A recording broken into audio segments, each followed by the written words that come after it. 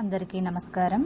నా పేరు ఏ మమత, కేజీబీవి కొమరవెల్లి, జిల్లా సిద్దిపేట్. 8వ తరగతి 12వ పాఠ్యాంశం పేరు మాట్లాడే నాగలి.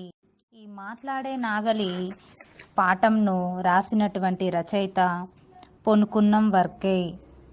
పొన్కున్నం వర్కేయ్ గారు మలయాళ భాషలో మాట్లాడే నాగలి కథను రాయడం జరిగింది.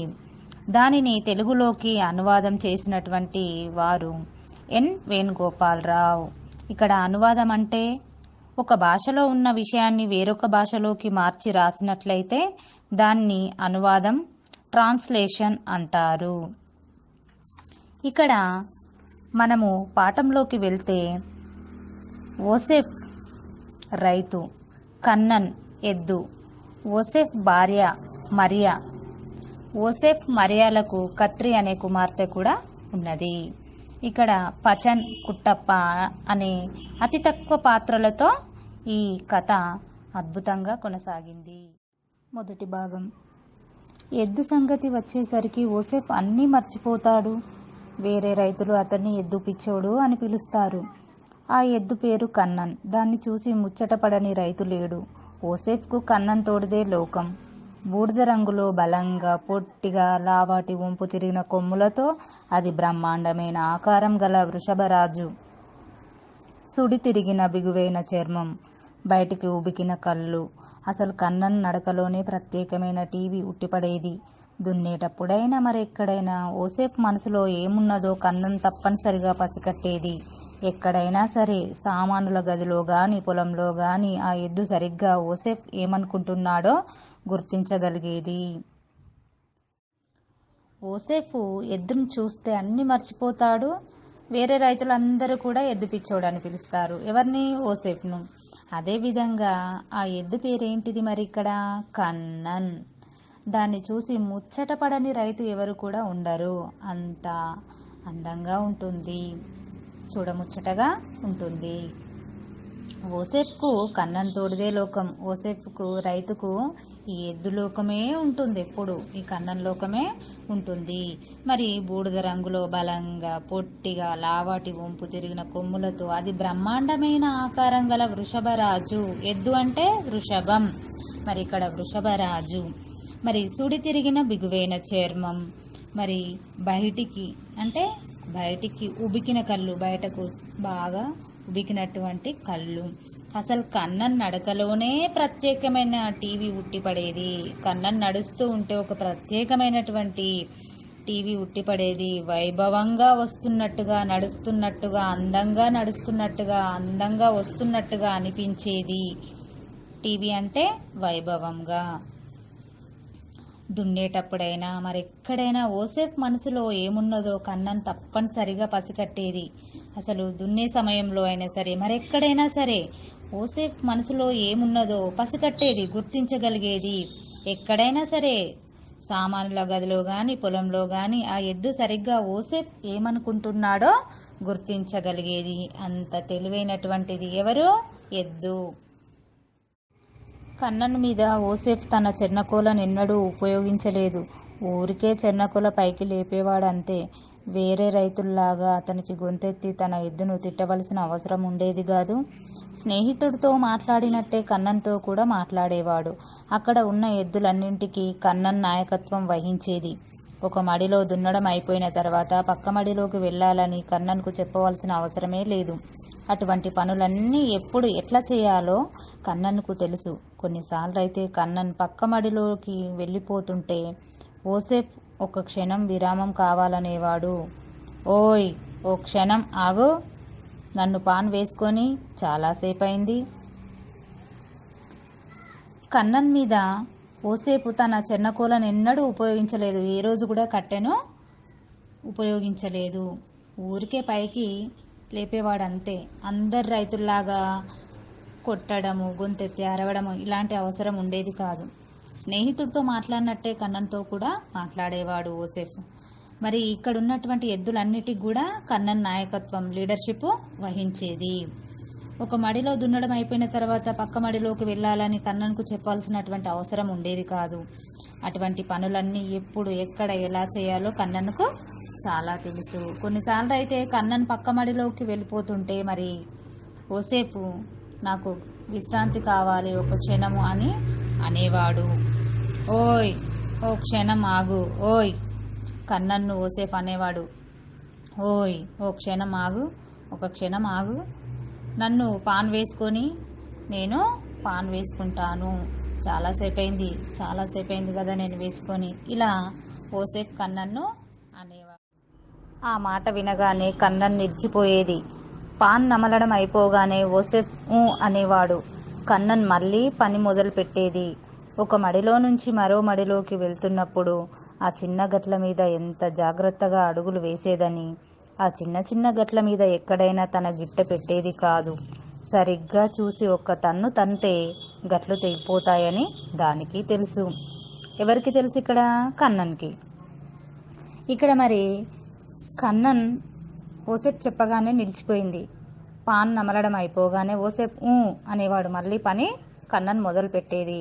ఒక మడిలో నుంచి మరో మడిలోకి వెళ్తున్నప్పుడు ఆ చిన్న గట్ల మీద ఎంత జాగ్రత్తగా అడుగులు వేసేదని చాలా ఆశ్చర్యంగా అనిపించేది మనకి, చూసే వాళ్ళకి. అంత అడుగులను వేసేది. ఆ చిన్న చిన్న గట్ల మీద ఎక్కడైనా తన గిట్ట పెట్టేది కాదు. ఆ చిన్న గట్లపైన తన యొక్క గిట్ట పెట్టేది కాదు. తన యొక్క అడుగును, తన యొక్క ఎద్దు యొక్క పాదంను పెట్టేది కాదు, కాలును పెట్టేది కాదు. సరిగ్గా చూసి ఒక్క తన్ను తంతే గట్లు తెగిపోతాయని దానికి తెలుసు. సరిగ్గా చూసి ఒక్క తన్ను తంతే ఆ గట్లన్నీ కూడా తెగిపోతాయని కన్నన్కు కూడా తెలుసు. చెప్పిందంతా అర్థం చేసుకునే కన్నన్ కట్టేయనవసరం ఉండేది కాదు. దున్నడం అయిపోగానే మేతకు వదిలేసేవాడు. ఊరికే వదిలేస్తూ, హే పో కడుపు నింపుకో, అరటి చెట్లు మాత్రం ముట్టుకోకు అని హెచ్చరించేవాడు ఓసేపు. కన్నన్ ఎప్పుడు అరటి చెట్లను గాని కొబ్బరి మొలకలను గాని ముట్టుకునేది కాదు. వాటిని ఎంతో శ్రద్ధతో శ్రమతో నాటారని దానికి తెలుసు. వాటిని నాటిన వాళ్లను కొమ్ములతో పొడవడం కన్నా వాటిని తొక్కేయడం ఘోరమని దానికి తెలుసు. దున్నడం అయిపోగానే కన్నన్ ఒంటి మీద బురద మట్టి అంతా కడిగేసేవాడు. ఓసేపుకు ఈ విషయంలో మాత్రం పట్టుదల ఎక్కువ. చెప్పిందంతా అర్థం చేసుకునే కన్నన్కు కట్టేయనవసరం ఉండేది కాదు. దున్నడం అయిపోగానే మేతకు వదిలేసేవాడు. ఊరికే వదిలేస్తూ, ఏ పో కడుపు నింపుకో, ఊరికనే వదిలేస్తూ ఓసేపు పో వెళ్ళు కడుపు నింపుకో, అరటి చెట్లు మాత్రం ముట్టుకోకు, నువ్వు మాత్రము అరటి చెట్లను ముట్టుకోకు అని హెచ్చరించేవాడు, చెప్పేవాడు ఓసేపు.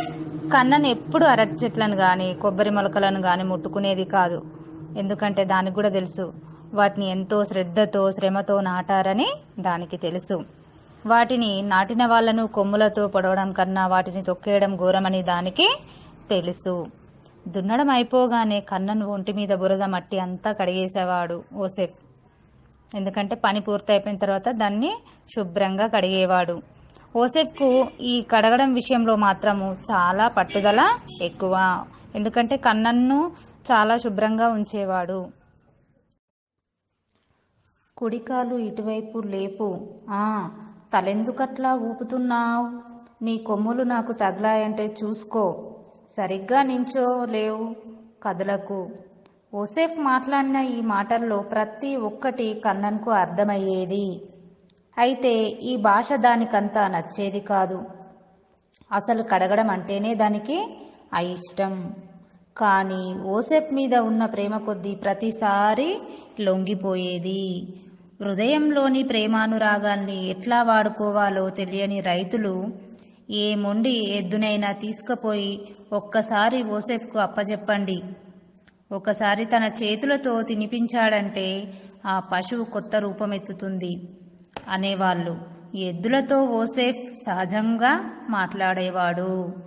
రోజంతా ఓసేపు తన ఎద్దుకు మేత పోగేస్తూనే గడిపేవాడు. పశువుల పట్ల క్రూరత్వాన్ని మానాలని ఉపన్యాసాలు వింటే ఓసేపుకు చిర్రెత్తేది. పశువుల్ని రక్షించాలి, పశువుల్ని రక్షించాలి అని ప్రతివాడు ఉపన్యాసం ఇచ్చేవాడే. ఏ ఊళ్ళోనైనా ప్రభుత్వం ఒక వరి పొలాన్నైనా పశువుల కోసం వదిలేసిందా? ఏం గడ్డం తినిపించి రక్షిస్తారా పశువుల్ని? కన్నన్కు మేత వేసిన తర్వాతనే ఓసేఫ్ తన ఆకలి తీర్చుకునేవాడు. దొడ్లో పశువులు మేతకు మాడితే ఆ ఇంటికి అరిష్టం దాపురిస్తుందని ఓసేఫ్ నమ్మకం. అనాస ఆకులు కన్నన్ నోటికి అందిస్తున్నాడంటే ముండ్లన్నీ కత్తిరించి ఆకులు ముక్కలు చేసి ఇచ్చాడన్నమాటే. కన్నన్ పొలాలలో తిరిగి ఇంటి వాకిట్లో అడుగు పెట్టగానే హే కన్నన్ అని కేకేసేవాడు ఓసేఫ్. ఆ గొంతు వినగానే ఎద్దు ఆగిపోయేది. మొర పైకెత్తి ఓసేఫ్ తన దగ్గరికొచ్చే వరకు చూస్తూ నిలబడేది. చేతి నిండా గడ్డి పరకలతోనో కాసిన్ని అరటి తొక్కలతోనో ఏదో ఒక చిన్న కానుక పట్టుకపోయేవాడు ఓసేఫ్. కన్నన్ అట్లా చేతుల్లోంచే తినేసేది. ఓసేఫ్ ప్రేమగా దువ్వుతుండగా కన్నన్ అతన్ని నాకుతుండేది. ఓసేఫ్ ఎండిపోయిన చెమట ఉప్పన కన్నన్కు చాలా ఇష్టంగా ఉండేది. ఈ పాఠం ద్వారా అందరికీ అర్థమయ్యేదేమిటంటే సాటి మనుషులతోనే ప్రేమానురాగాలతో ఉంటాము, కానీ ఇక్కడ మూగజీవుల పట్ల కూడా మనము ప్రేమను పంచాలి, ప్రేమను కలిగి ఉండాలి. మూల్యాంకనంలో 3 ప్రశ్నలు ఇవ్వడం జరిగిందమ్మా. మొదటి ప్రశ్న, ఓసేఫ్ రైతుపై మీ అభిప్రాయంను తెలపండి. రెండవ ప్రశ్న, విచక్షణ అంటే ఏమిటి? మూడో ప్రశ్న, అనువాదం అంటే ఏమిటి? ఈ 3 ప్రశ్నలకు సమాధానాలు రాయండి.